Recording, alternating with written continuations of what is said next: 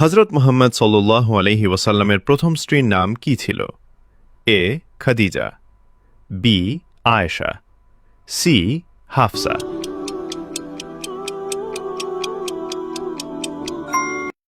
উত্তর এ. খাদিজা রাদিয়াল্লাহু আনহা। প্রশ্ন 2। হজরত মুহাম্মদ সাল্লাল্লাহু আলাইহি ওয়াসাল্লামের কয়টি কন্যা ছিল? এ. 2, বি. 3, সি. 4।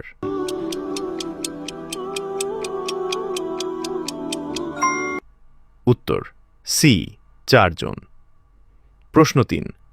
হজরত মুহাম্মদ সাল্লাল্লাহু আলাইহি ওয়াসাল্লাম কোন মসজিদে সমাধি আছেন? এ. মসজিদুল হারাম, বি.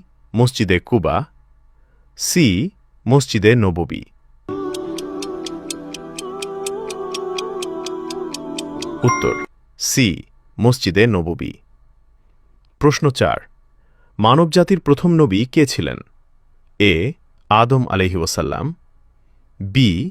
নূহ আলাইহি ওয়াসাল্লাম, সি. ইব্রাহিম আলাইহিসসালাম।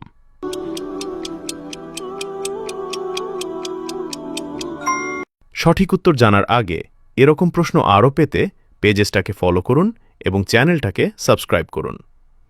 উত্তর এ. আদম আলাইহি ওয়াসাল্লাম।